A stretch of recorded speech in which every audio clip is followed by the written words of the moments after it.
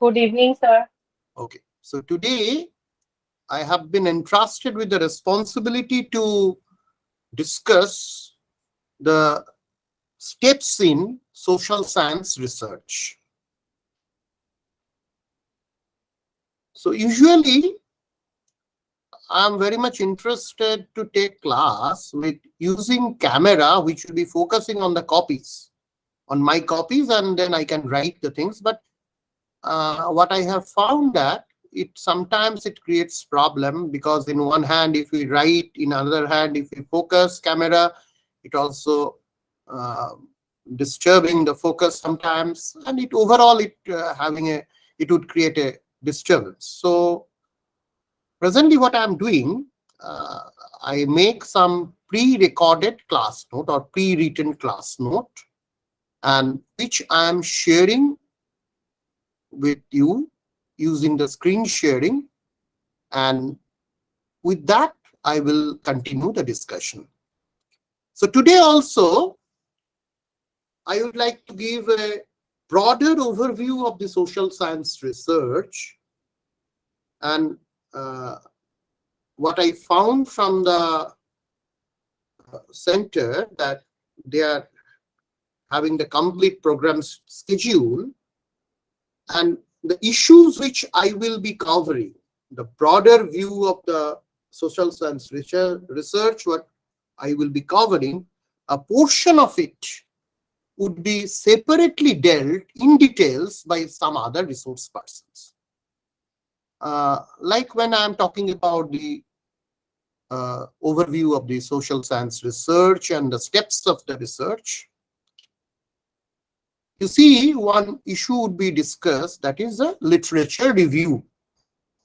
And there will be a person who will be taking care of literature review. Some will talk about the case study research. Talking about in some portion that scale questionnaire development, and I have seen very good friend of mine, Professor Sarkar, Anirban Sarkar, he would be taking care of it. I will be talking about the mixed research design, because it will be part of these steps. And in detail, Professor Bakshi is senior to me, and Professor Arup Bakshi is a senior in my university, as well as uh, very close to me. Professor Bakshi will be taking care of the mixed design methods. So, and there are other faculty members who will be taking care of other steps which I will be following. Because what is my role is the role of an opener. I will start opening the whole discussions, the overall steps, the macro overview of the social science research I would like to give you, and where I will taking care of the different 9 steps which a social science research should follow. And then in some cases I will be little bit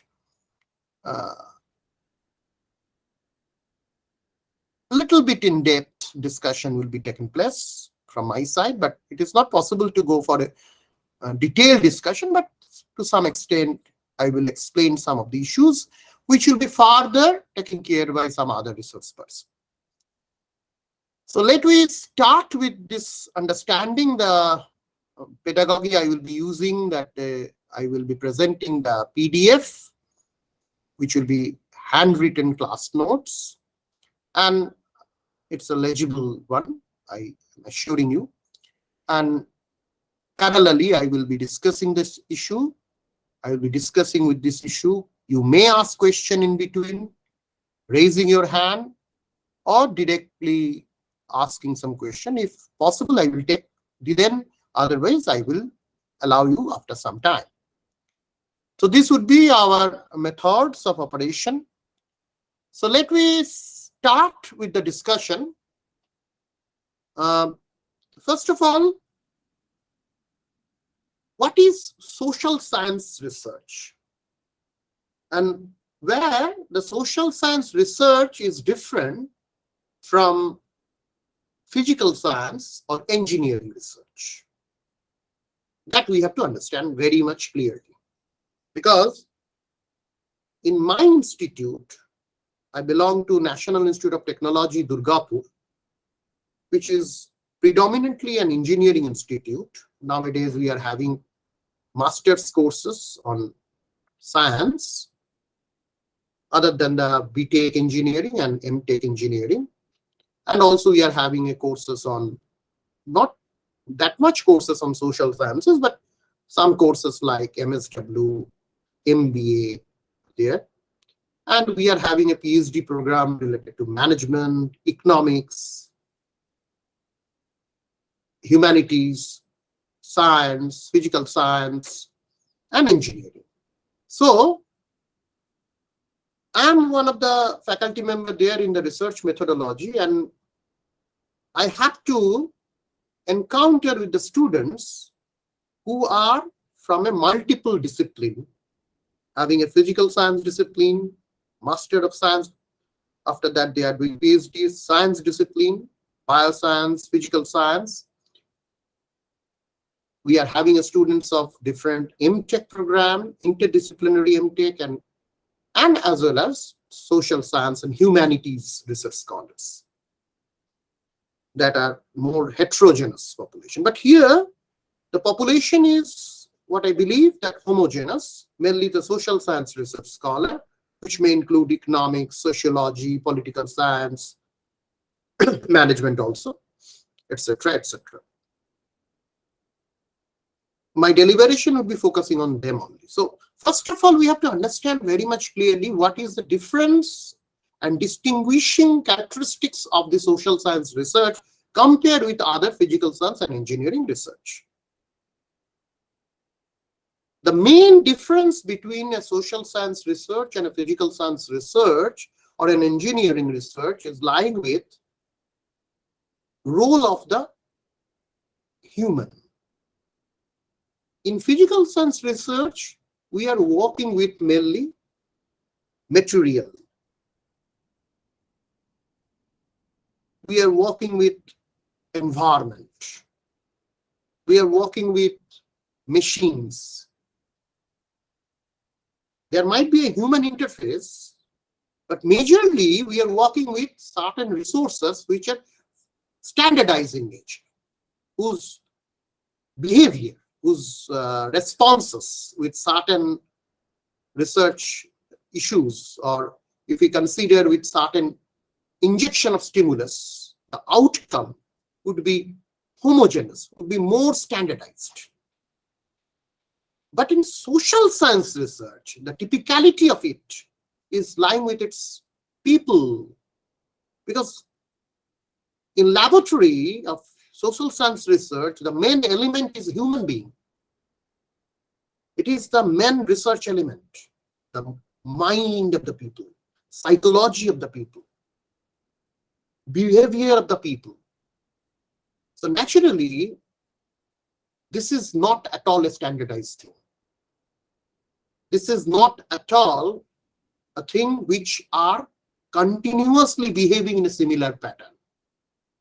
The same individual may behave differently at the different time. And that is why the challenges of the social science research lie. Social science researcher is having a huge challenges because of this deviations. The property, the material property, if they know what should be the reaction of a material, and that would be actually reacting in this way. The theory follows application. But here, if you know that human being is supposed to be reacting this way, but in some cases you may found that they are not reacting in this way. Suppose we know that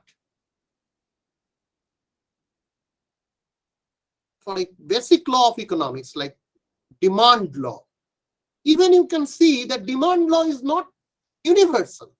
In all ways, we are not having a similar kind of demand behavior of the individual. So there lies the challenges. Another important issue that human behavior is one, another which are affecting the human behavior is the human, other part of the human psychology. actually the factors which affecting the human psychology. That is the culture. The culture in which the individual is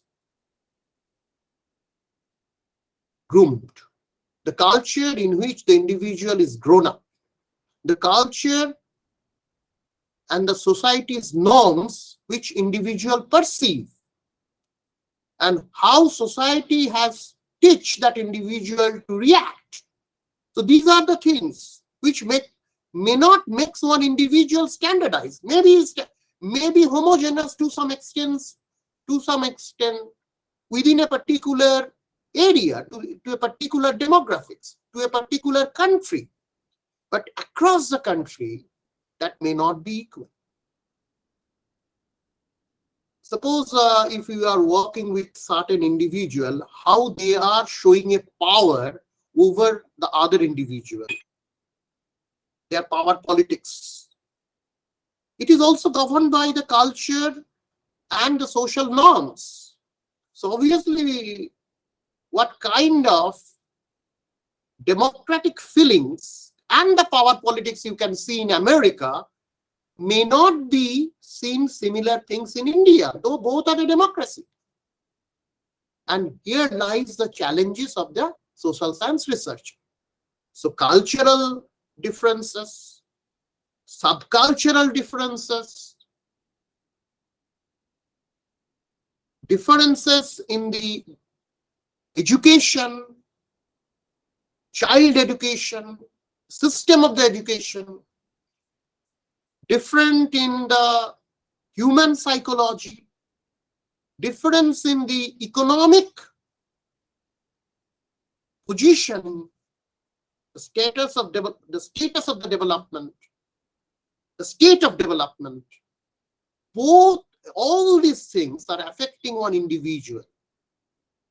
And that's why it is difficult to consider one developed theory which are very much applicable in a country to extend directly to another country. And therefore, so it will be a challenge for a social science researcher to make a theory universal. Here lies the problem area, challenges of the social science researchers. And that's why the social science research is so difficult. Even the researcher of the social science, they can understand this difficulty when they will send their research paper in the foreign journals. The editor of the foreign journals, when they will see your work, they sometimes ask some question. They are having a doubt because they are not conversant with that outcome which you are presenting. So here it would be difficult to make the other convinced about your work, especially in which has been carried out or executed in your country, within your location. So this is the difficulty we are having, and that's why social science research is different with the science and engineering research. And obviously it is different with the humanities research, literature and language research, because of its nature. So social science research is mainly dealing with the human being, people, and their behavior, their culture, their economic status, their context of grown up, content of grown up, all these things having its impact. And you know that all these, there are theories are there to show these differences. So with this introductory understanding, we would like to start with steps of social science research, which I would like to show you with my notes, which will be shared with you in the form of screen sharing.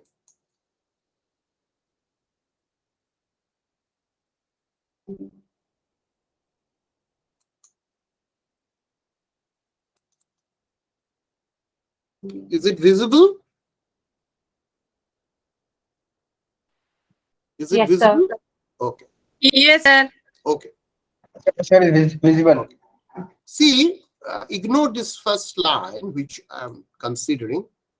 So we should start from here. Uh, the research process. This would be the social science research process. We consider it as a social science research process. And if you see, there are 9 steps of the social science research process. In the textbook, different textbook, you might have some variation, but the overall steps are remain same. There might be some variation. There might be some variation in the presentation of the topic, but the overall, it would be similar or the same. So whenever I talk about the social science research, I always try to explain with the fact that social science researcher, as they are having some challenges also, they are also having some opportunities. What is the opportunities the social scientists are having to conduct a research? Because they are always in a laboratory. If you are a social scientist, always you are working with your society, not in doing research, but in your daily life, day in and day out. When you are going to a market, when you are visiting your local areas.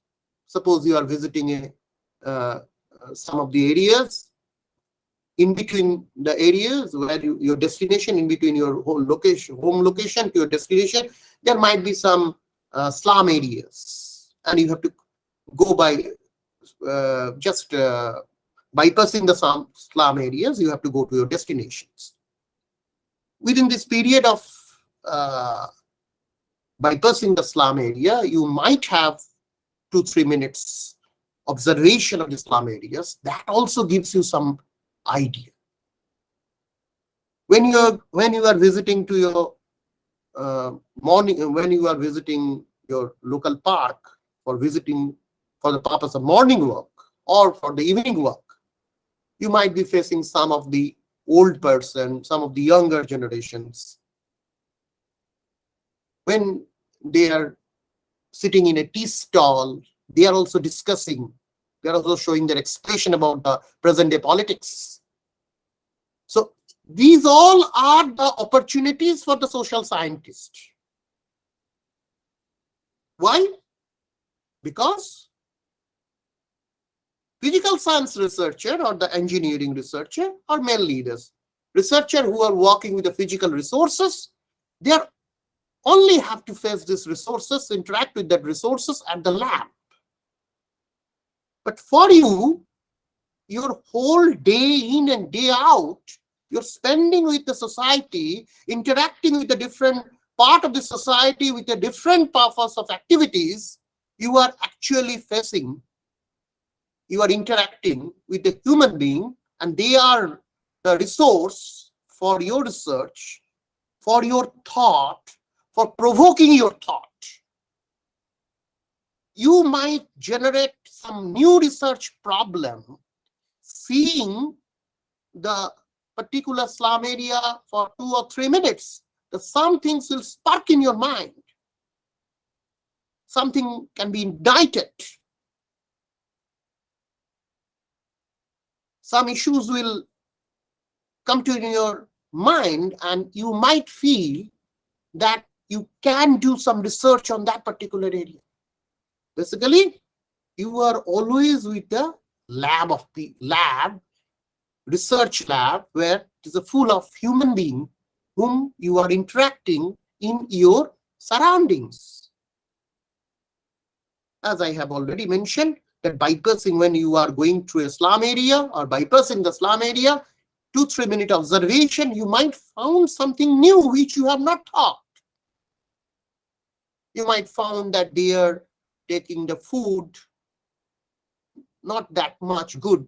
but at the same time they are having in their houses some disc antenna, or some maybe you might have some television, or maybe some their dresses are different. So you might have these variations, you might, depending on the which slum area you are in. So that will give you some new idea. As I have already mentioned, that when you are interacting with your in your local fish market, when you are interacting with the vegetable market, you might have an idea that what kind of trading has been taken place. Even you can have an idea that what kind of minute or minuscule or level of corruption has been taken place in your country. So all this will give you some new thought. So when you doing research, it is not that your guide will give you the first research problem to you.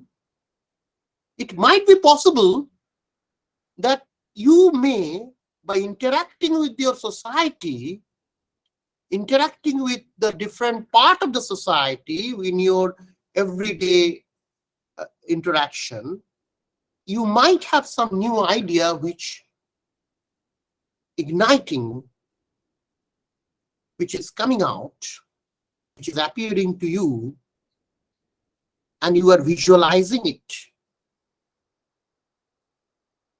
Might be your guide is also giving you some thought, new thought, which he might have been visualizing in between the times and giving you some idea.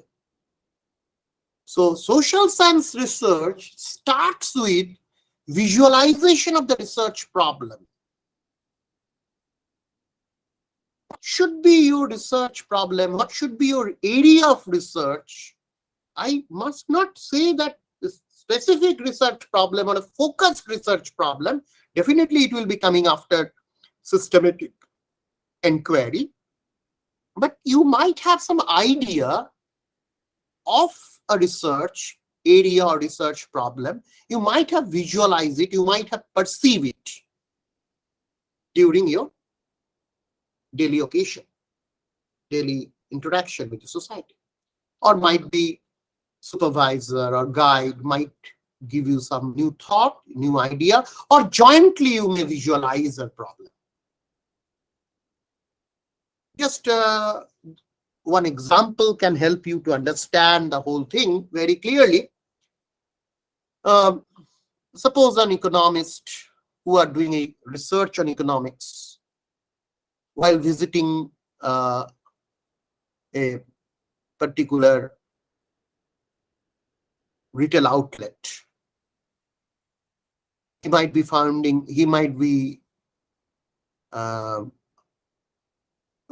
nowadays you can have some shopping malls which are also selling vegetables, which are also selling fruits, which are also selling other material which can also be seen in the local market. So while visiting a shopping mall, one can identify that what are the purchasing pattern of one individual,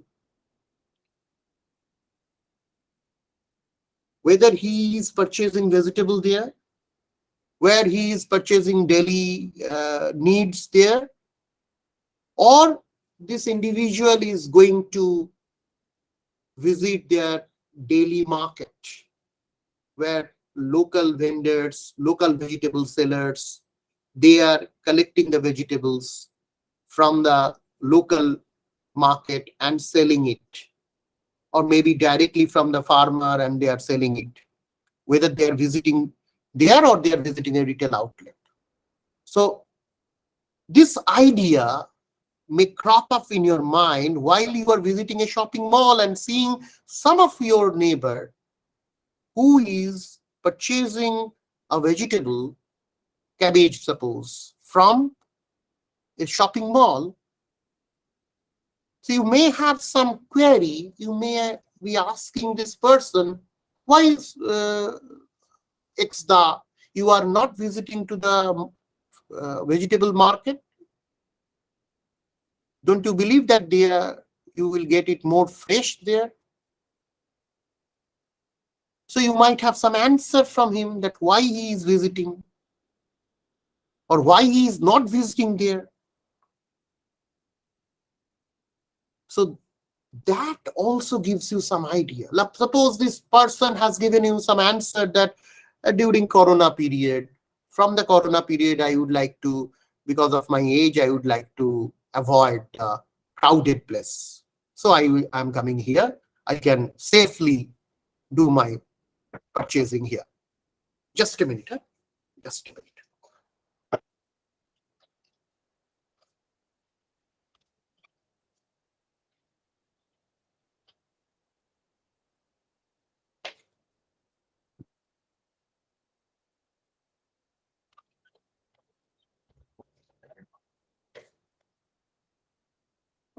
So, so this would give you some idea that what before and after Corona, what proportion of the urban middle class, urban upper middle class population has shifted towards shopping mall for purchasing of vegetables, and how much it is affecting the local vegetable markets, farmer or local vegetable traders and their economy. That can give you an idea. So you can visualize that idea. I'm just giving an example just to make the things clear that before you go for a systematic literature review or a systematic way of doing a research, you might visualize your research area. Some issues may crop up in your.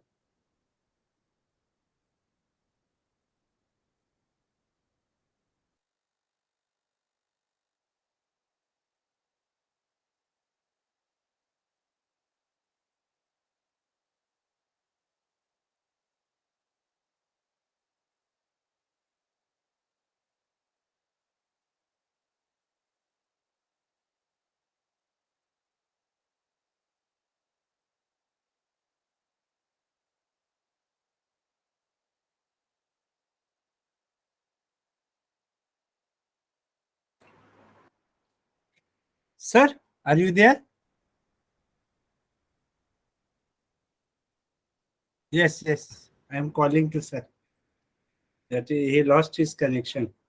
I think so. His photo is also stuck.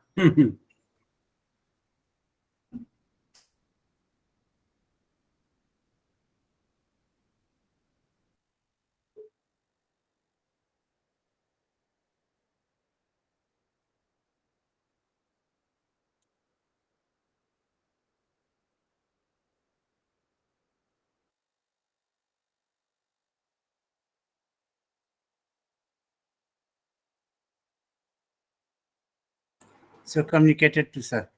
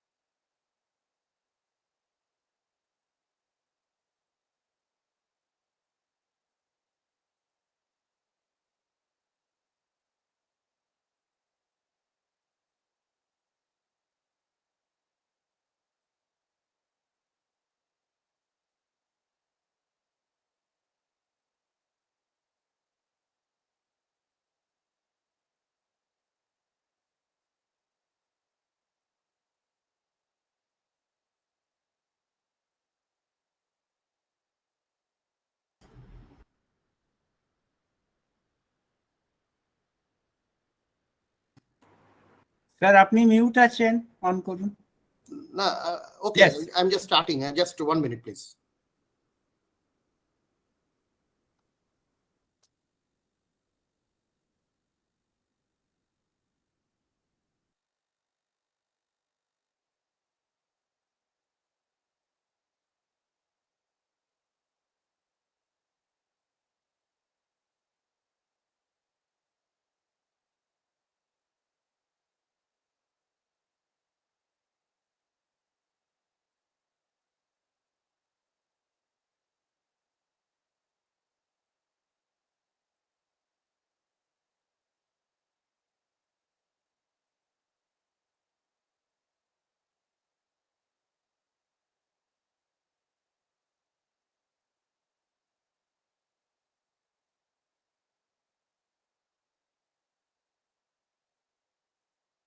Extremely sorry. Extremely sorry. Somehow it is not usual. Generally, we don't have that kind of problem of internet. So again, I should share my screen and I should go for discussion where I should focusing on our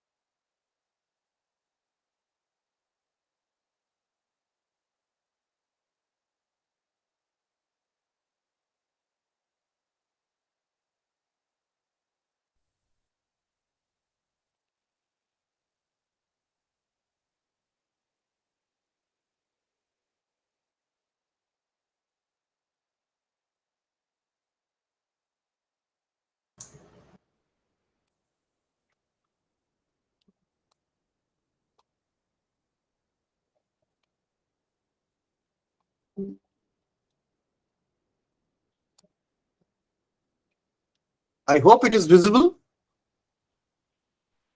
Yes, sir. Yes, sir. Yes, sir.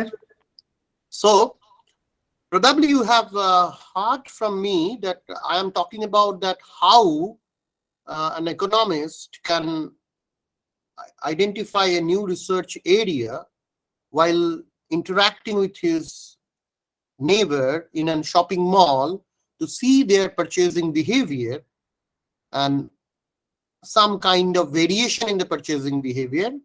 And what I'm talking about, that he can be interested to know that why this individual person can change their mindset and not to go to the local sabji mandi or vegetable market, and now it is coming to the shopping mall for purchasing.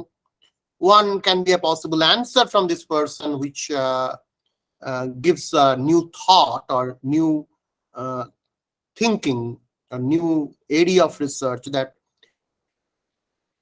post-corona, what are the variation of consumer purchasing pattern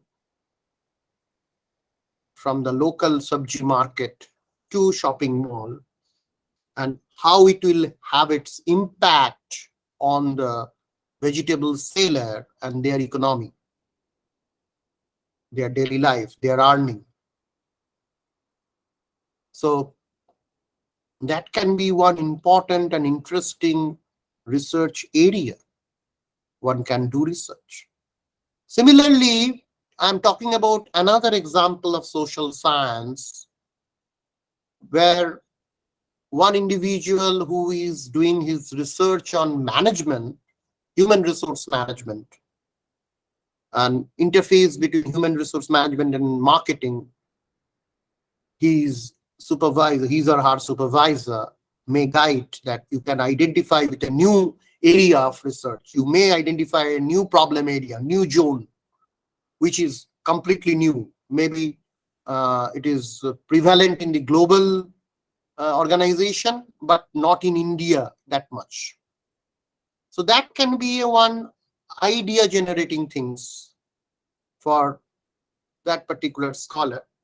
But that particular scholar can, from this idea generating things, that particular scholar can generate many areas.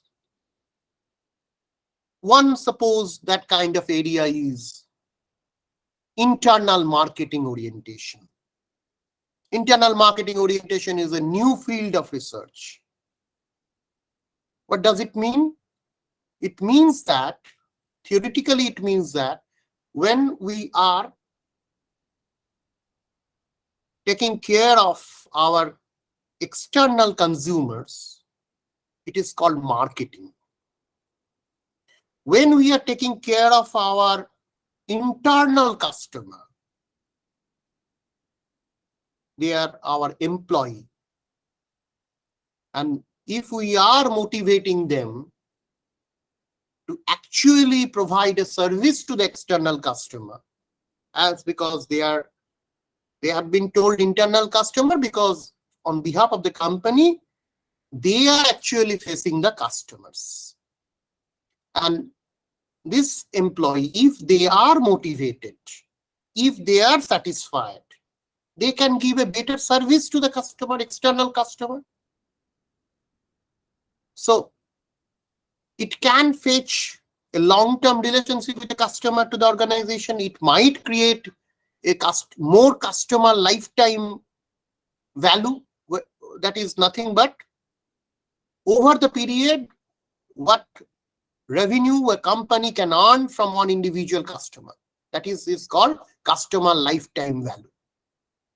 So more loyal customer, more lifetime value, more revenue, it would be good for organization. So one individual research scholar can identify can be a one research topic which are executed in the Western organizations, global organization, but not that much in the Indian organizations. Or to some extent it might have, but it is not that much popularized or that much coming into the surface. So he might be visualized that if really our employee, they have been, if they are motivated, they have been guided, they have been trained for providing a better service, and if they are motivated to execute the best of their learning, what they have been learned in a training, and if their behavioral issues are being taken care of, if their motivations, what are the areas of their motivation, if that has been taken care of, it might be giving some impetus to the organization and having a long-term impact. So he might think that internal marketing and its impact can be, he can visualize that can be his research problem. He might be sharing with his supervisor, that can be my research area where I can work for. Now research guide, considering, seeing the problem, listening the problem, it might be a new problem for him.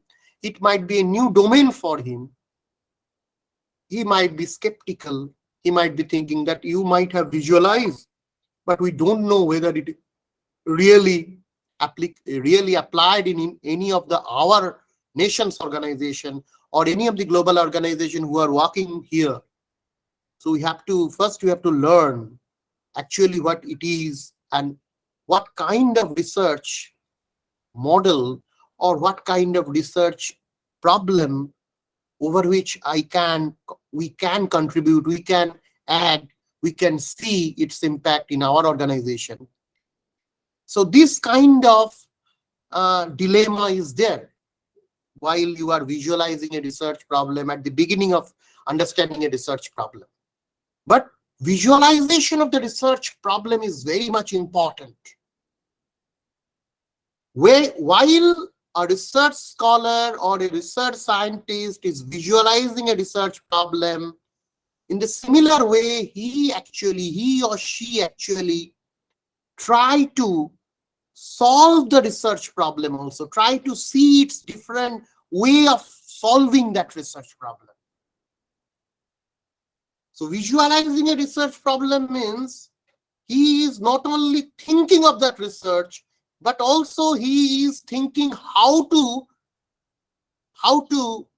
go with that problem so that we can make a solve of that problem. We can create some way of solving a research problem and can get a new facet of truth. So everyone, it might not be written in steps in the textbook, but every one of the researcher, to some extent, they are visualizing their research problem when they are initiating with that problem. So in the visualization, what we are doing actually, we are seeing the problem. We try to see the problem in our known organization, try to see a picture, try to see a pictorial overview that if it has been carried out in our known organization, what should be its impact? Is it really impactful? And if it is impactful, in which way it is impactful? How we can measure its impact? How we can get its association with other variable? How that variable is creating an impact of the organization? So these are initial thoughts related to the research problem or problem area, which are not specified further. But having an initial thought, we are going to start with that problem. When we have decided about a particular problem that, okay, it can be, we can carry it out with that problem, then our step 2 started. And the step 2 is literature review. Because when we can visualize a research problem, at the same time, as I have already mentioned, that we are having some kind of dilemma. We are having some kind of confusion. Is it really applicable? Can we go with that problem? Can we solve really? If we undertake this problem, can we go further with that problem? Can we make some good solve out of that? So obviously, the literature review would give you a scientific support. Literature review would give you some new meaning. Literature review gives more insight to the problem. Literature review helps you to penetrate in the problem. Literature review would help a researcher to understand the different relationships of that particular problem, different facets of that particular problems. Obviously, if you have carried out literature review systematically and with a proper targeted research output.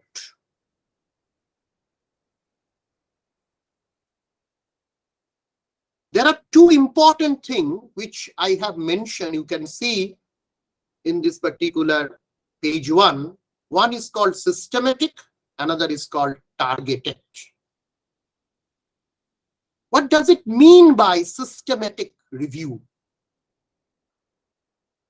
Systematic review means in an organized way when you are exploring the other researches which have been carried out in the area where you would like to focus on your research and other related area which are also relevant for that particular literature or for that particular research. Systematic literature review gives you certain classification of the literature.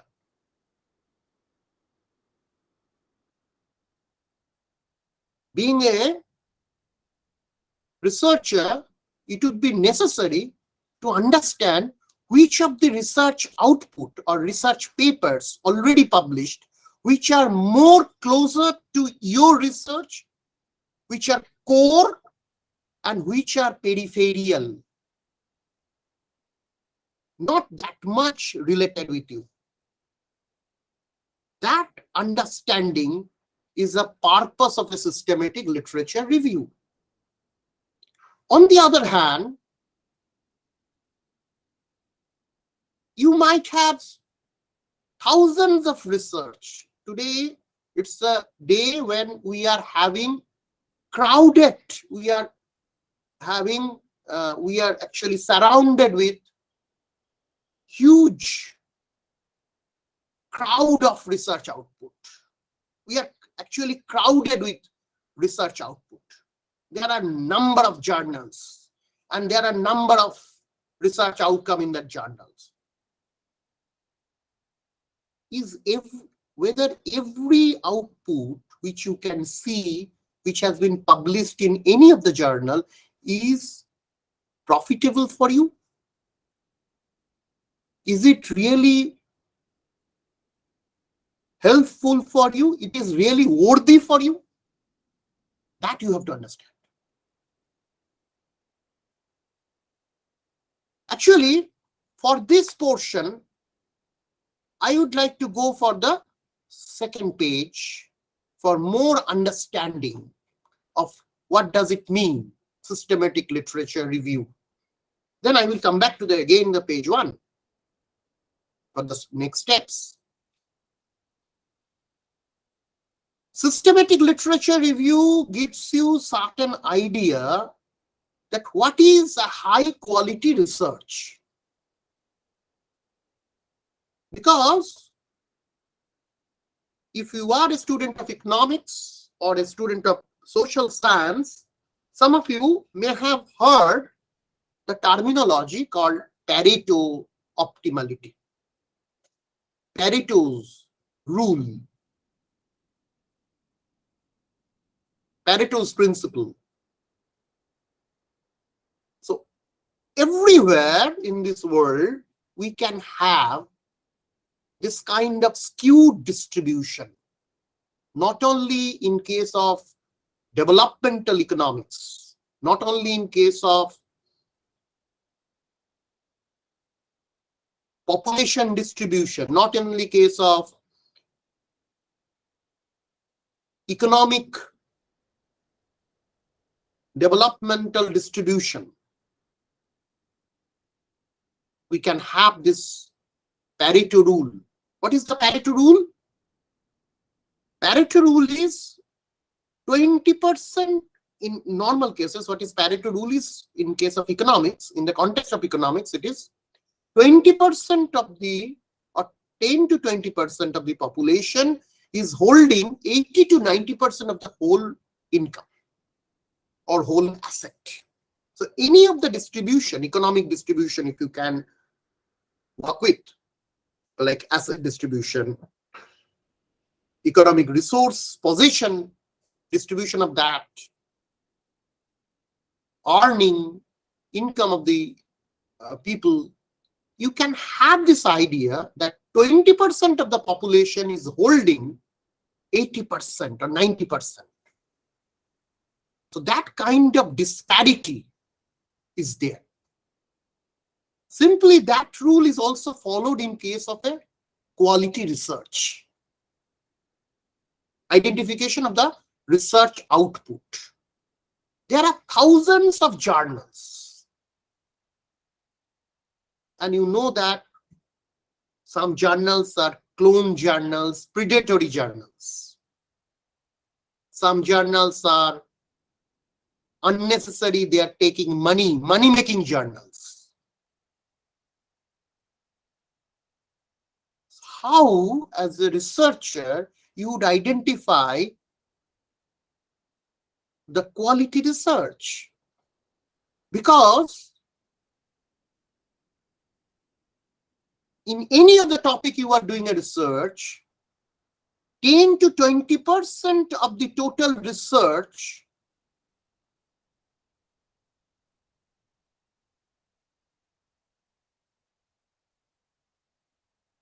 is actually covering the high quality research output or generating the high quality research output. And in the particular subject, 90% newness created, new thought generated, new theory developed. That has been done with that only 10 to 20%. So 10 to 20% of the research output is actually generating 90% of the research outcome in a one given field. Am I clear with that? Is it clear to you all? What I would like to say by this? Yes, sir. So the problem is, as a researcher, how do you find that 10%? Because as I have already mentioned, you are crowded with research journal and research proceedings, research books and other things. But out of that, 10% is the quality. 10% or 20% maximum are having the quality, which are contributory to the literature, which are contributory to the subject. 90% of the major breakthrough outcome created by this 20% of the research. It's not 20%. I am 10% maybe the right one.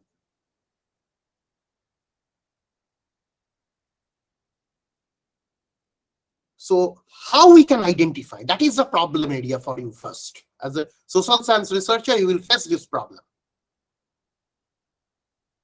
So how to search that 10 to 20%? So method, what should be the method of searching? The third one, which I have mentioned, there might be some blue and rest 3 with a black. Because blue are related with the technical rules of identifications. And blacks are the black ink written points, which are quality signals. You should follow the signal. It will be easier to reach that 10 to 20%. If you can follow the signal in a correct way, it would be easier for you to reach that 10 to 20%.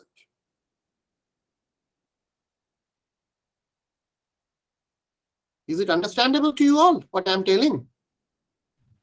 Yes, sir. I want responses from your side. Because it is a problem with online that I cannot see your Yes, face. sir. Okay. So, what I would like to suggest you, that identify the web resources which are considered to be the quality web resources. Google will give you many things. Some good, some bad. But identification of the quality things is very important. And the easy way of identifying the quality things, quality research outcome, is to identification of the right keyword and using that keyword in the search engine of the right web resources. And what are the right web resources? There are three broad web resources. Mean of it, we are posting it as a central one, that is called Web of Science. Web of Science is amalgamations of different citation index. Each of the citation index covers journals which are under this index. And that is this citation index are the quality signals. And if you are interested for your future career in NITs, IITs, IIMs, you will see in their selection procedure, screening procedures, these are given as a must. Your publication should be with that kind of journal which are having an index value. Web of Science is having three major citation resources. One is called Science Citation Index. As a social science researcher, most of the journals in the Science Citation Index are not relevant for you. So definitely you will not, it's a quality journal, but you will not search. For you, there is an alternative, which we call Social Science Citation Index. First one is known as SCI.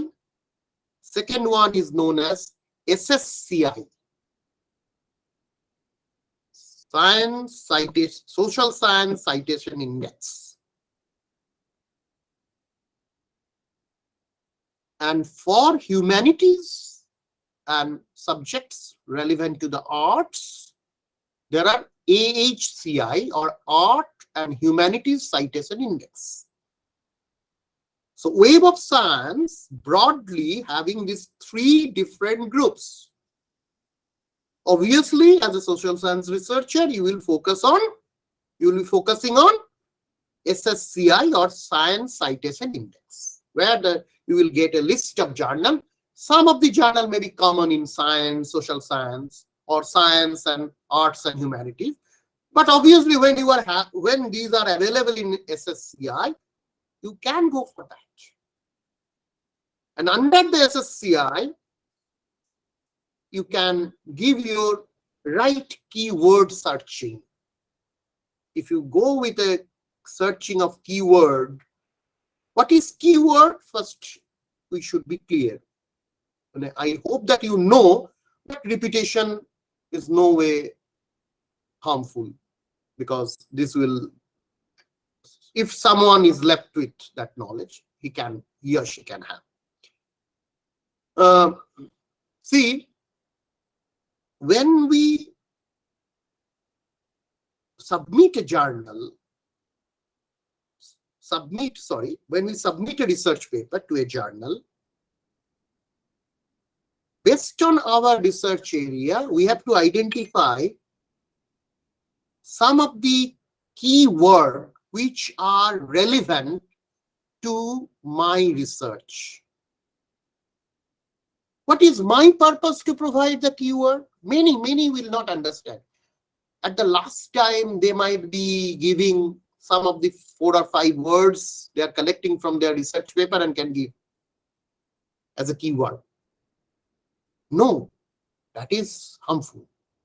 That is not purposeful, actually. That will not help you. Being a researcher, your objective would be, my research should be seen by as many as possible. And especially those who can see, those who can read your work, if they are working on the related area, that would be very good for you. It would be an opportunity for you. It would be prizes for you. In which way? It will be an prizes for you. Because if by chance they will cite your paper, if they got some contribution from your paper, and if they cite your paper in their article, and if that article will also be published in this kind of journal, definitely the journal where your paper is published, they will get some impact, and your paper will also get some impact, some citations. And you know that every individual paper is having H index. Every individual researcher is having their H index. That H index is giving your research prestige. How H index is created? Suppose if one of your paper is cited by another one, then you will get a H index value 1. If 2 of your paper have been cited by 2 other, so you will get the 2 H index. If your 3 of your research paper cited by 3 each at least, then you will have a 3. Similarly, if you can have an 8, suppose, so that means that there are your 8 of your paper at least cited by, there might be more, but at least out of this 8, at least they have been cited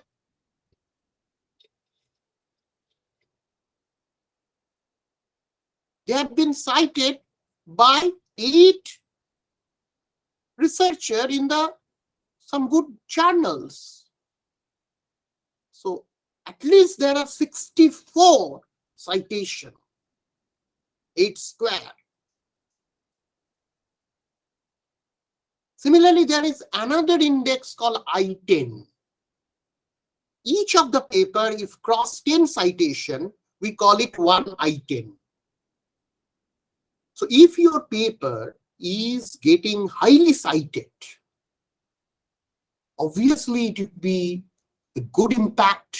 You can show the good impact to the authority, to the prospective recruiters, to the selection committee where you will stand, and you can market your research.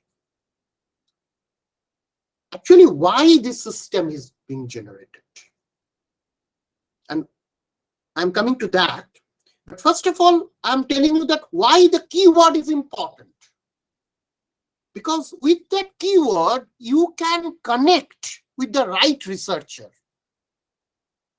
If you give keyword with your thought, because you will have a scope to give 5 to 6 keywords in majority of the journals.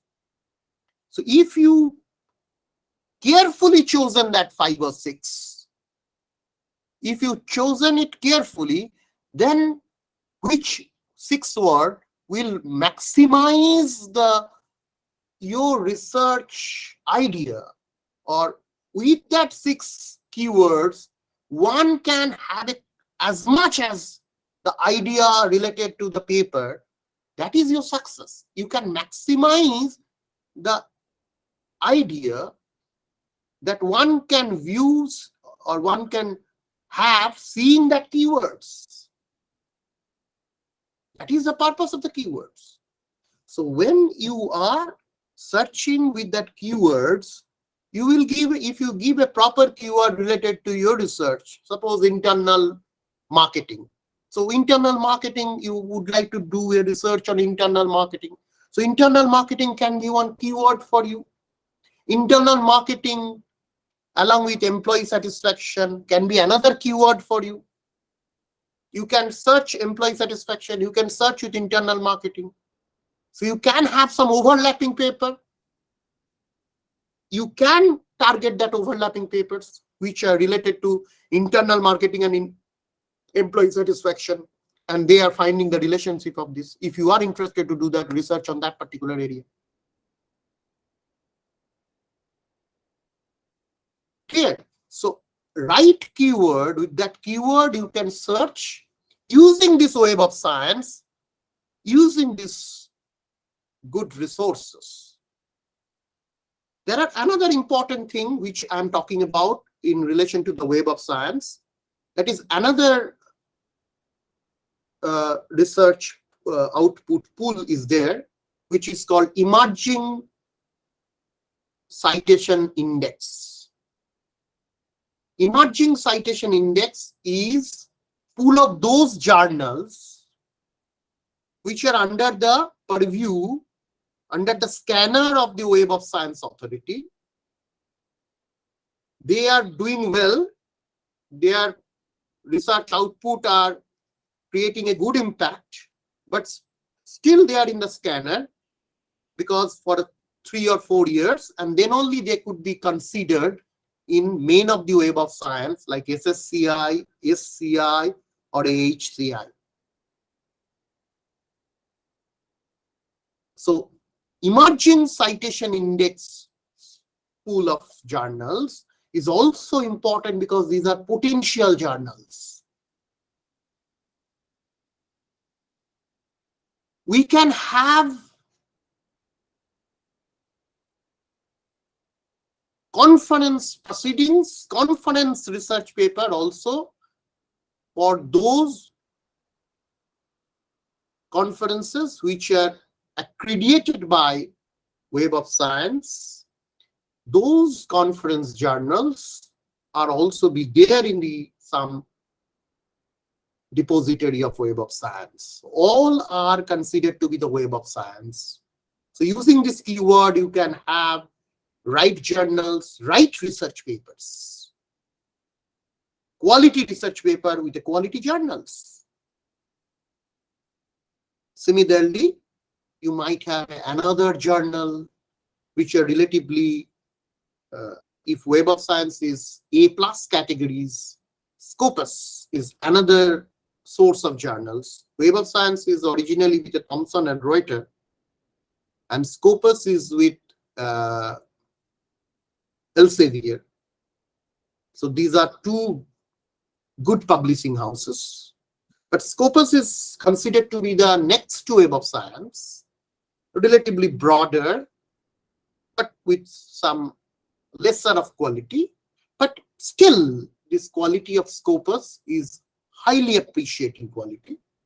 And in Scopus journal, there is a scope that some journals can be entered, some journals can be removed also.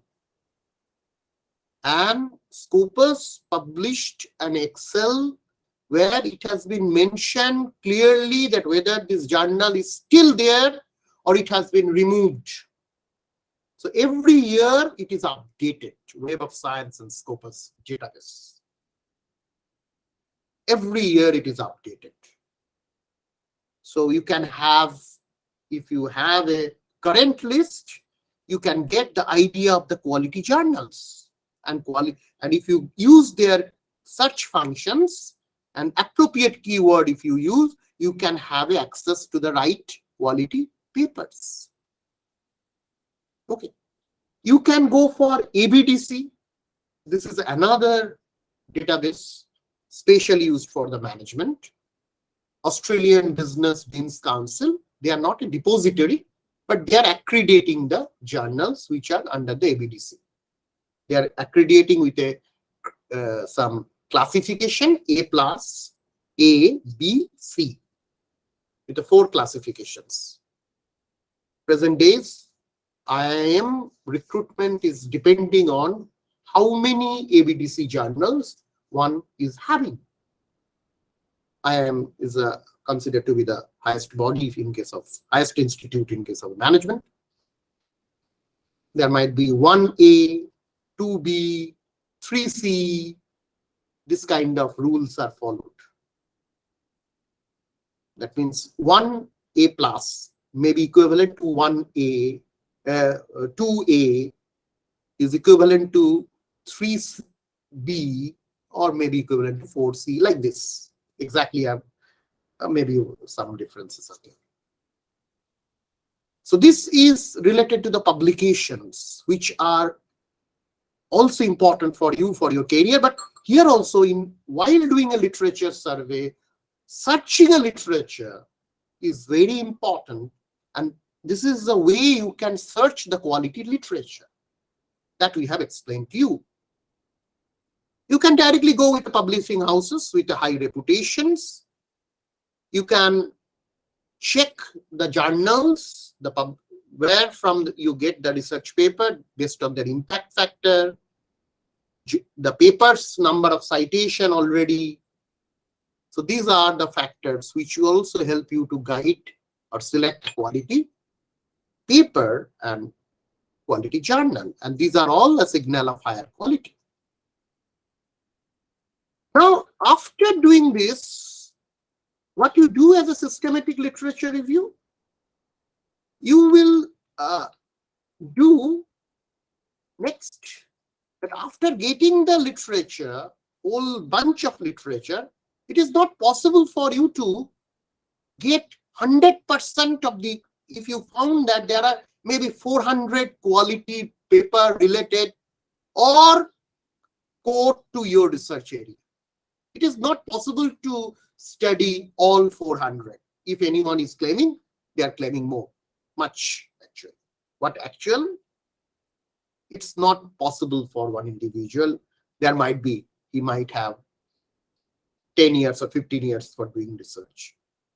In case of a PhD, it is sufficient to work with, in your core area, 40 to 50 core research publications, which are extremely relevant for you. That you might increase to 70, 80, but 40 to 50 is sufficient. And there might be some research which may not be related, but relevant to your area or partially related to your research area. Suppose, just one example, if we can cite that if you are doing a research on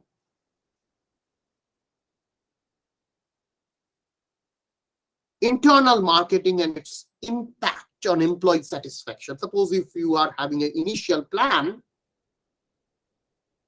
so naturally you will study those research which are focusing in this relationship, not only about internal marketing, not only about employee satisfaction. So the core paper would be which are showing the relationship in different ways, maybe. And related relevant papers would be which are related with internal marketing with others or employee satisfaction with others. From there, you also get some idea of employee satisfaction. You are getting an idea of internal marketing, but core area, core of your research papers would be those which are creating a linkage between these two, which you are initially planned for. So if we can see in this way, the systematic literature review further, what we do, we can classify the whole of your work, which may be 400 in nature. You can use some filter. You can filter it year-wise. That means most current to older. You can filter it to the country-wise, advanced nation to underdeveloped nations. The work has been taken place.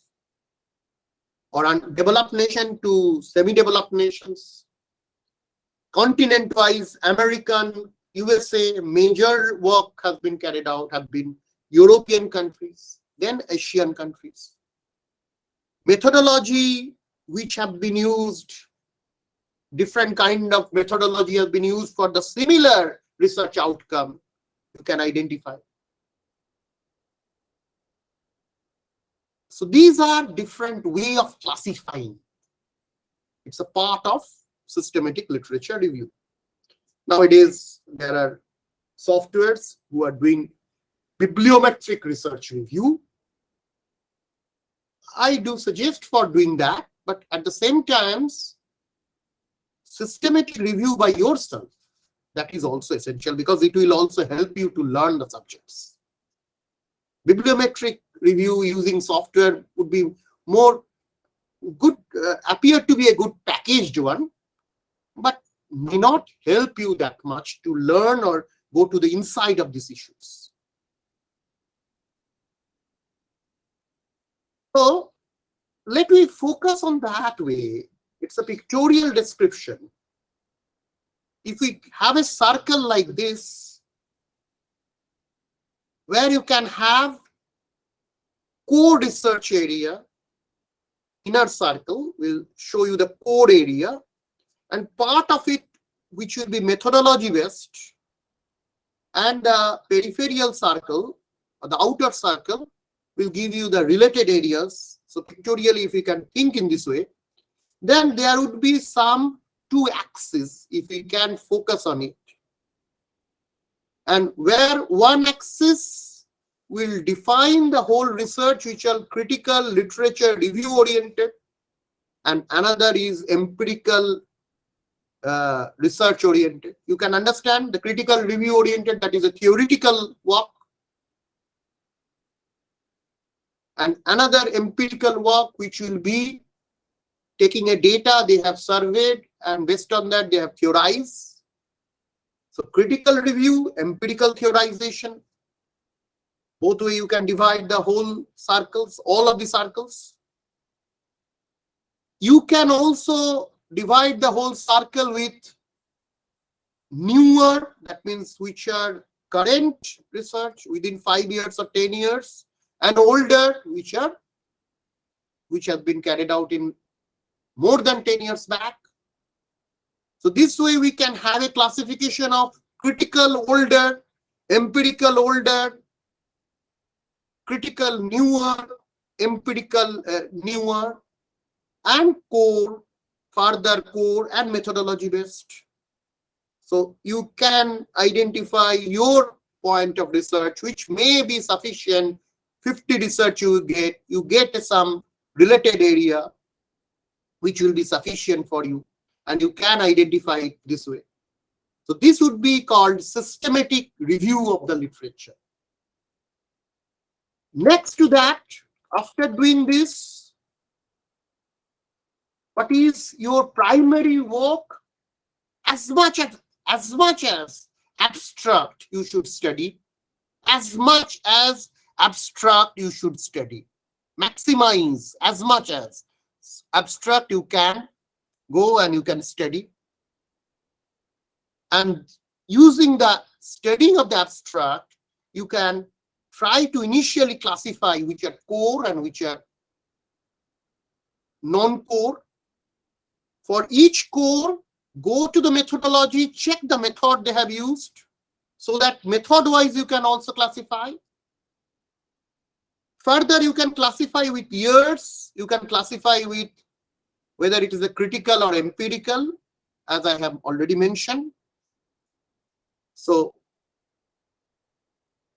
then after whole classification, then from the existing literature which you are point out, the sample of the research which you have point out by these exercises, you will go in detail of that, maybe a 50 and relevant 50 and 100 more. And then out of that, you try to use some standard method to find out the research gap. What is the standard method? I will explain later. Okay, so this is called systematic literature review. And this will help you to identify the scientific way of identifying your research problem. It will be more focused. Let me take these examples. Suppose internal marketing. We have done the study and we can found that this is a theory building in related to organizational setup. We would like to identify the theory building that is functionally related with human resource management and marketing management, its interface, which I have already explained to you. It is creating an internal customer, that is internal employee, their satisfaction, their motivation, and it will, if it has been done in a perfect way. Internal marketing is organizational activity by which they are making their internal customer or employee satisfied. When they are satisfied, they are motivated, they are well trained, they are belonging to the organization, they will perform better. That will create a good service quality to the customer concern, and it might make customers also satisfied. And in a long term, we can have higher customer lifetime value, and which results in higher revenue and market position of the organization. So conceptually, you can have this theoretical understanding. There might be this kind of theoretical understanding. But when you are working with this, you can find that all literature may not cover all this which we have talked about. Some of the literature, suppose if we consider it's a class A category, or one particular group of literature, not A in the sense it's a good, just a category, that internal marketing activities having its impact on employee satisfaction. Some have done its paper. A group of research papers are carried out on this only. And this research paper are mainly carried out in advanced nation, various countries of the advanced nation, but majorly in the USA. Suppose you found this. Category B paper, you can see who are identifying internal marketing action on the customer satisfactions.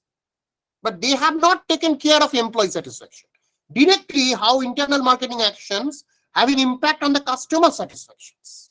They have worked with the service sector, hotel, restaurant, and different advanced nation they have worked on.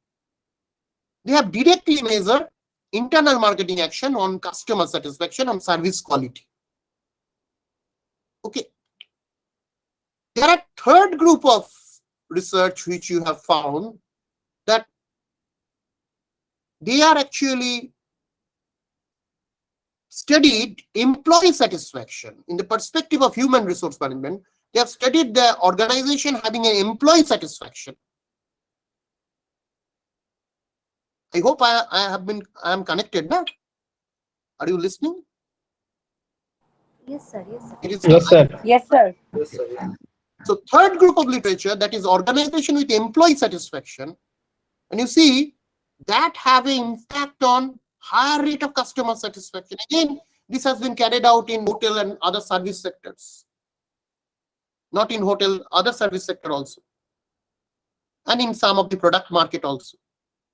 Though they have identified those organizations having higher employee satisfaction, these organizations having higher rate of customer satisfaction.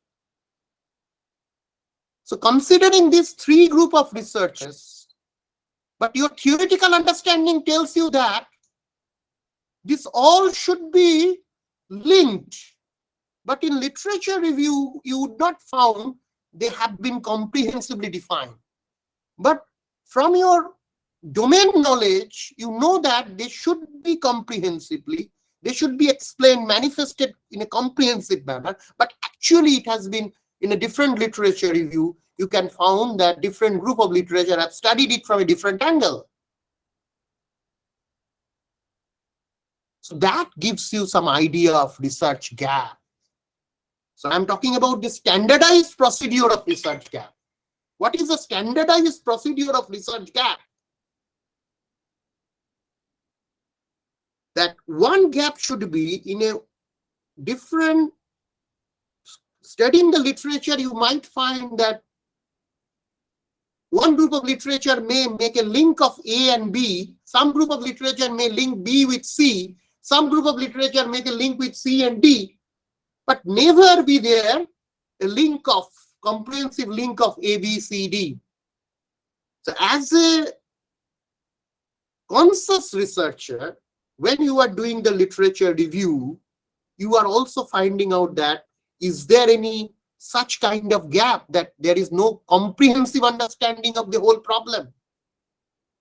If it is not there, that would be one research gap for you. So that is one standardized procedure of identification of the research gap.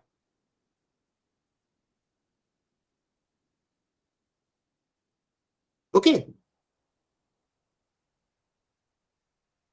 Maybe some of the researchers may found that a new methodology can be incorporated. All these researchers who are taking a relationship maybe worked only with correlation or maximum regression. So these are statistical technique for finding out the relationship, model building. But you might know that nowadays some sophisticated mathematics has appeared where you are using, you can improve the methodology by replacing regression with a structural equation modeling. So it is an improvement in the methodology. So that you can think. It is an example just I'm taking. So what kind of methodological improvement you can make, that also be one issue of the research gap and standard procedure of research gap. And the third standard procedure of finding research gap is majorly research. From the research group, we can see all the researches have been carried out in advanced nations. And at the beginning, I have said, if any research have been carried out in advanced nation, not necessarily it would be extendable to the developing nation or underdeveloped nations. Because this nation is having a different economic settings, different cultural and subcultural settings, different societies norms. Overall, human beings are different. Culture is different. Organizational setup are different. Business environment are different. Competitions are different. Naturally,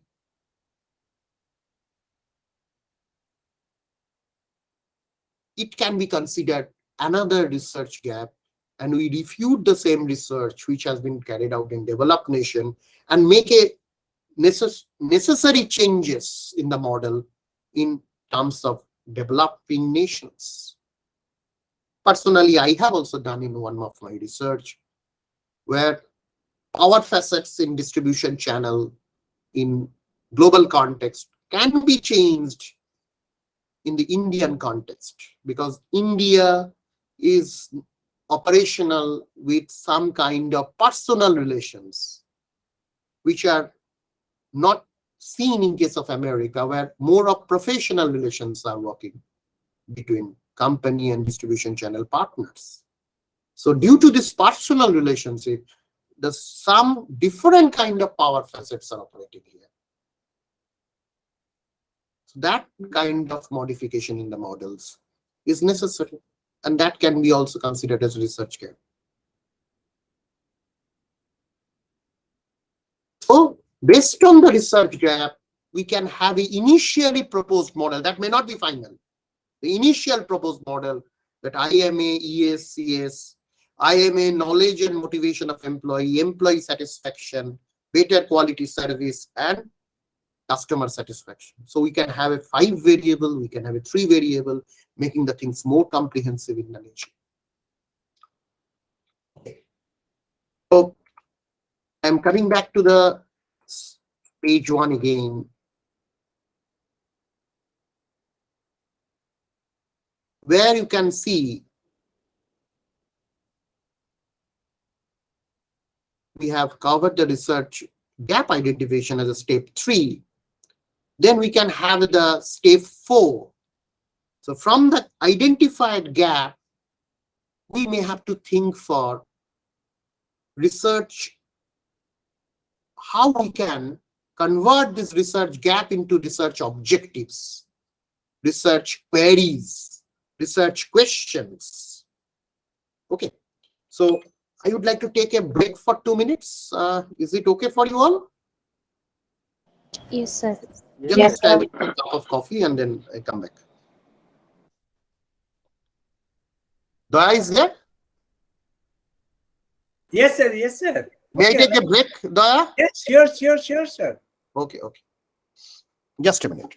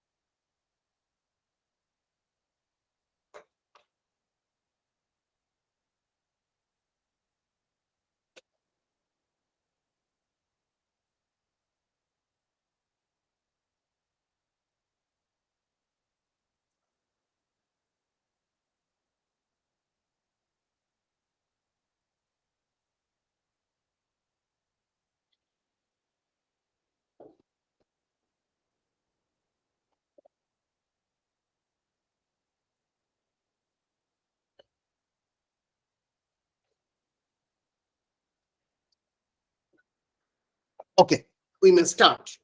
So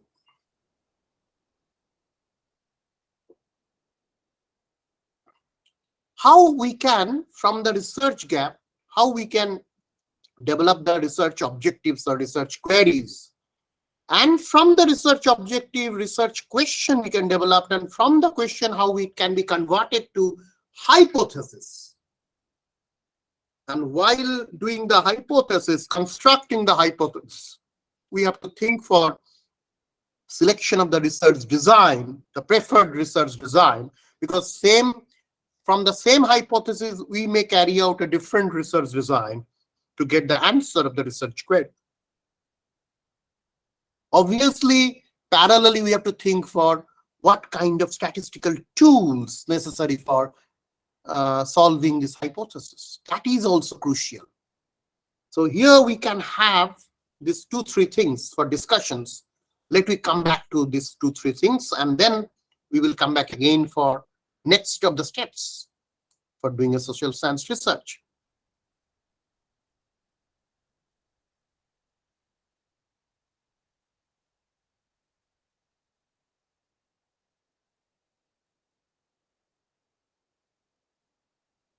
See, considering that this model, it is not possible to discuss all. Suppose if we consider a proposed model like this, that literature review gives IMA having a role in ES, and also B group of literature having a role on ES, on CS. So clubbing together, we may have a proposed model like this. IMA having a role on ES, then ES is having a role on CS. That is our proposed model. So obviously, when I am developing this proposed model, what actual objective I am having? My research objectives should be like this. First, to understand IMA. That may be a peripheral objective or primary, fundamental, basic objective, that to know the IMA and its implication to one Indian organization. Suppose if we do work in India, this under objective can be fulfilled with multiple methods. When we are talking about a research design, you will see we are talking about quantitative method. We can talk about qualitative method. Here also you will study, probably Prabal Babu will take case study based research analysis. It is useful in case of a management research where case study oriented research have been carried out. Not that much popular in economics or political science, but maybe more popular in management, where actually we will study this objective one with a case of particular 1 or 2 organizations who have implemented this globally or maybe implemented in Indian context. To understand IMA and its implication in one organization. Qualitatively we can learn. We can learn quantitatively that what are the changes have been taken place after implementation. Then IMA is a concept. It's not a variable. Internal marketing actions and its impact on the organization may be having some impact on some variable like sales. But IMA, whether IMA have been implemented in an organization, different internal marketing activities have been implemented in the organization or not, that may not be a variable. So this can be a concept. Subjective issues are there. So how to measure it objectively? That would be another important objective. Maybe their construct is available, objective measurement is available in context of advanced nation, but that may not be extendable to the context of India as a nation. It may not be universal always, especially in social science. One example can help you to understand what kind of motivation a staff can get in European nations or American nations may not be the same factor motivate the employee of the nation which is developing, which is having a different culture. One aspect is professionalism, another aspect is personalization, personal feeling. One aspect may be economic benefit requirement, insurance benefit requirement, welfare benefit requirement. That may be different in Indian context. So economic surroundings, economic situations, competitive situations, government role in business, law formations, all have an impact on this. To understand employee satisfaction and its impact on one organization, employee satisfaction is again a subjective matters. How it can be measured objectively, how it can be carried out, first qualitatively, then quantitatively. Is it a mixed research design? Which, when we are talking about design, we will talk about this. Objective measurement of subjective concept like employee satisfaction. So all these separately we need to measure. And then the most important thing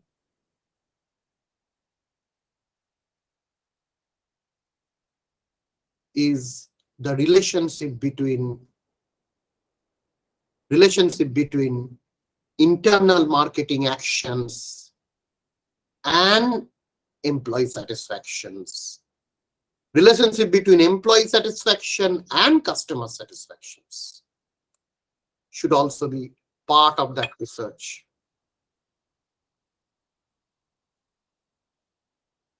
Somehow pages are wrongly posted. Actually, we are doing a research. We are teaching to the engineering also. So this is an examples related to engineering courses or engineering PhD students. I should skip that. So to understand the relationship between IMA and ES, and to understand the relationship between ES and CS, that is also two important objective other than this 5. Okay. So based on this, the research queries which we can develop. So if these are the objective, we can have a research queries like, is there any outcome of internal marketing action on employee satisfaction or not? Is there any outcome of employee satisfaction, internal marketing action on the customer satisfaction via employee satisfaction or not? Or directly we can have, is there any outcome of employee satisfaction on customer satisfaction or not? This kind of research queries can be carried out. So based on these research queries, how we can construct the hypothesis. Research queries are the questions. Hypothesis is a statement. What is the difference between these two? Research query is more open. Hypothesis is more focused. And in the way it has been manifested, it has been explained, that should have a very close relationship with mathematical explanation of the same. It can be presented in such a way that it should related with the relevant statistical tools. It should indicate towards some statistical tools and proper research design. So it should be so focused. Research query may be more open. Hypothesis may be more focused, more indicative towards statistical tool and design. Is it okay? So you see that if we are having the research query, whether internal marketing action is related with employee satisfaction or not, and if related, at what extent they are related. If this is a research query that is more open, we can have a hypothesis which may partially measure it. We can have two forms of hypothesis. First of all, hypothesis should be focused. And there are a pair of statement. One is called null, another is called alternative. I know that in your discourse, there might be some area where some professors will be taking care of this in details. But basic thing is this: the null hypothesis is a hypothesis which we as a researcher would like to nullify. The statistical logic is that we are considering one hypothesis is that which are safe to assume. Nobody will question if I say, because I am a new concept, employee satisfaction is a new concept. Till the moment, there is no relationship is formed. So if we assume that would be safe. So that would be on the null. There are no relationship between IMA and employee satisfaction because it is not proved yet. So it is safe to be considered that. Now with the statistical evidences, we try to accept this. But if the evidences come which may contradict to the null, and the contradiction alternative to the null if we take, we may not have an error to some extent, up to 5% or up to 10% error can be allowed, but the error may not be more than that. Then we may reject null and we may take alternative. And that alternative is there are relationship between IMA and employee satisfaction.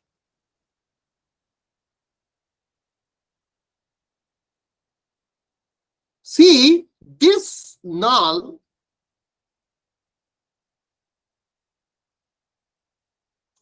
for the employee satisfaction whether leads to customer satisfaction or not. Similarly, we can write there are no relationship between employee satisfaction and customer satisfaction, being a safe measure, an alternative that there is a relations. So this can be presented mathematically,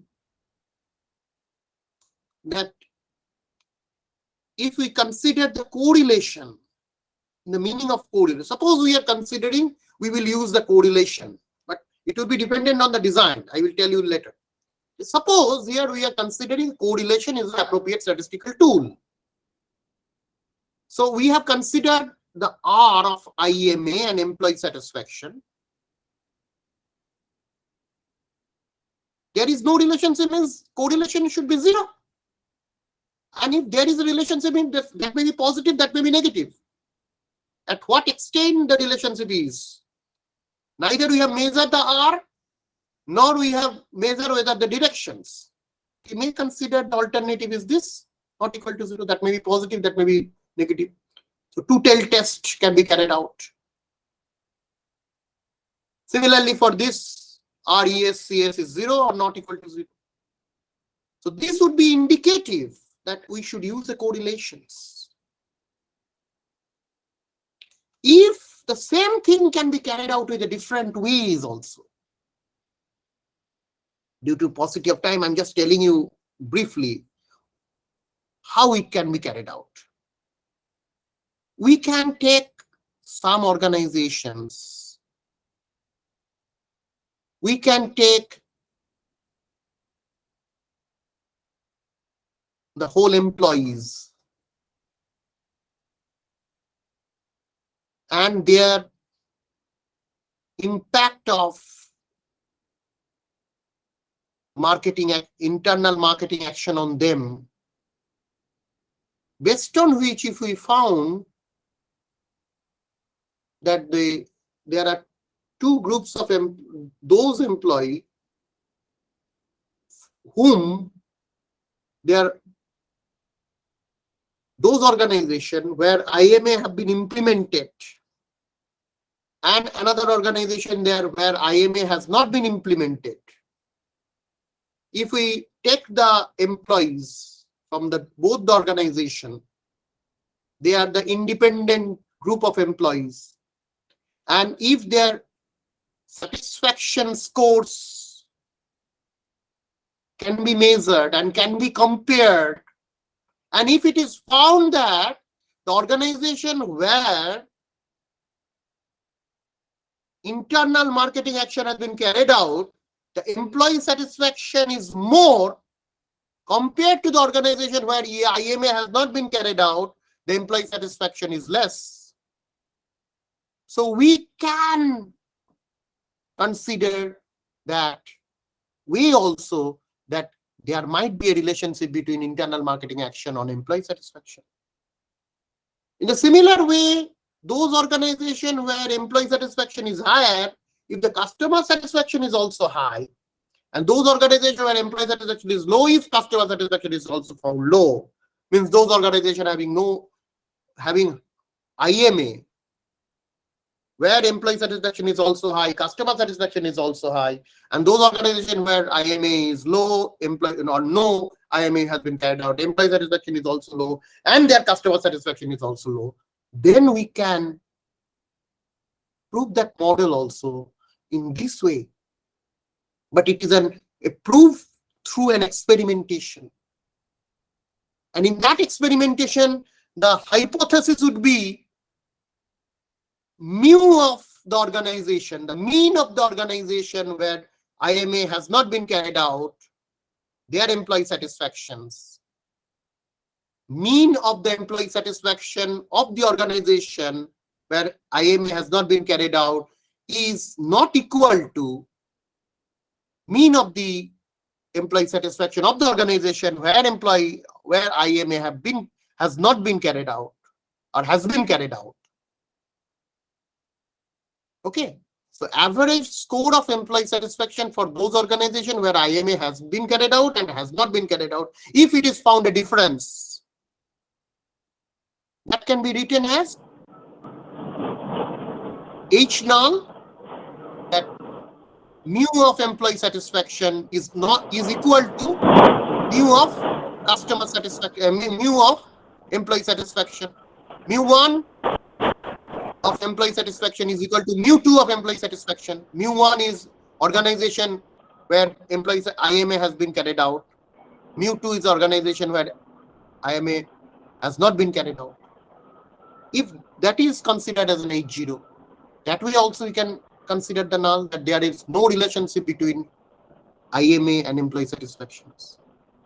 An alternative in that case would be mu1 where IMA has been carried out, mu1 of employee satisfaction is greater than mu2 of employee satisfaction.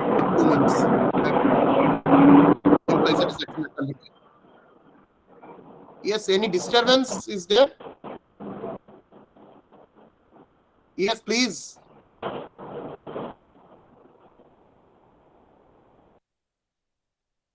Yes, Daya, please.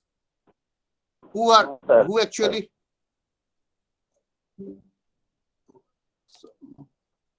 Yes, Mr. Ali. Please mute yourself. Mute yourself, Mr. Ali. Matalab Ali.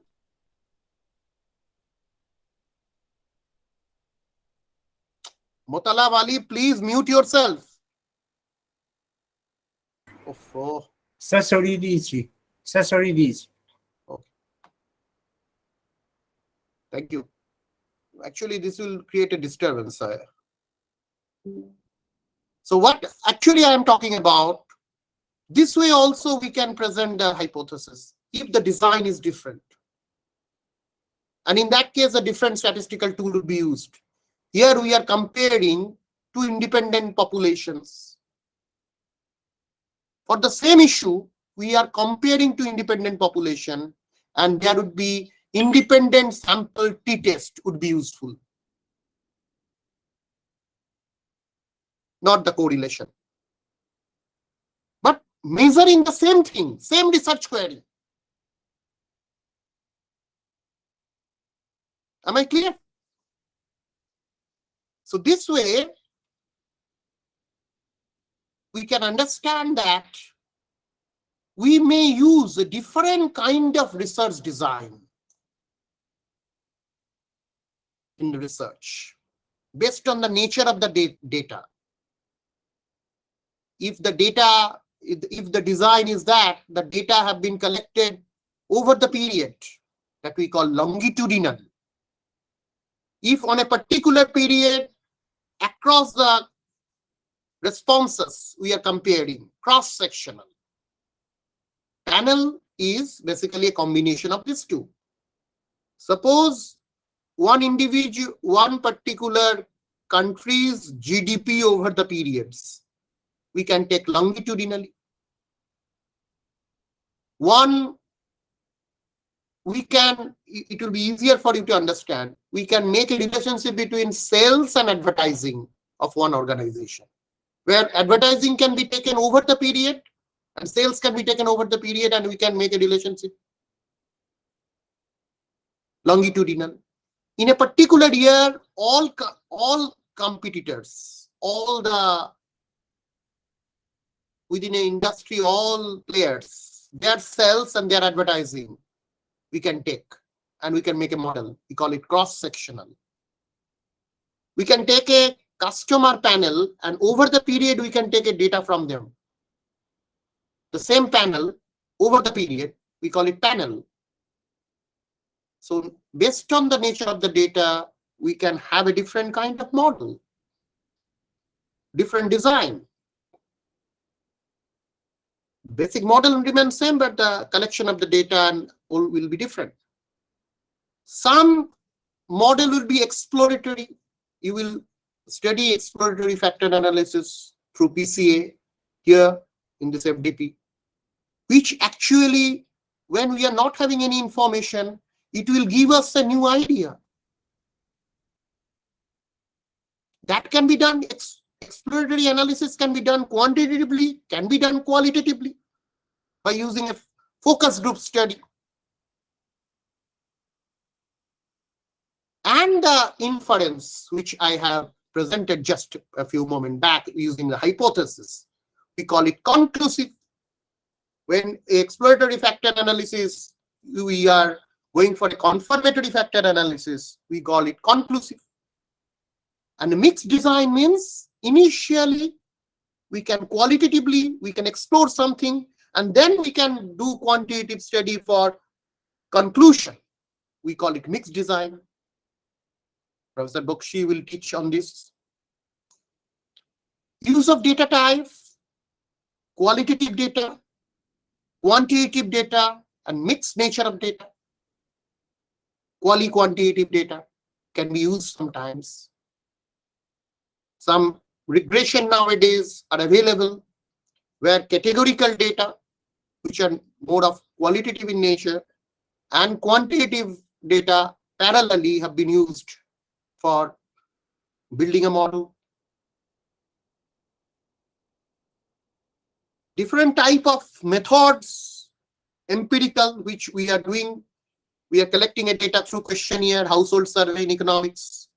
We sometimes go for interview-based household survey. All these are empirical data.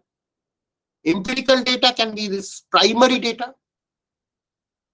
Sometimes when we are doing a research on corporate, they are having a published report, annual report based on the data we are doing. We call it secondary data. That is also empirical study. Just a moment, I have talked about experimental. we are dividing the two type of organization. One is having IMA, another is not having IMA. And we can see their employee satisfaction and customer satisfaction variance. That is experimental work. We can do some analytical modeling. Mathematically, we can prove some model outcome. All are doing analytically, not using any data, just to fit any data last to see the model. But the total outcome of the model, we have analyzed through mathematical algebraic treatment we have developed. That is analytical research. Using the type of method, we can do the research. Based on the outcome of the research, sometimes we are doing a research completely for new theory building. Sometimes we are doing the research to do application to already build theory, whether there is a change or the application would give us the idea that whether that same theory will be applied. Universalizing generalizing the same model, sometimes we do application research.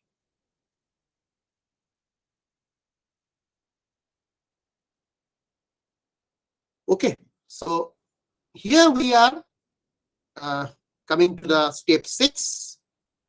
After constructing the hypothesis, after determining the statistical tools, we have to go for sampling plan.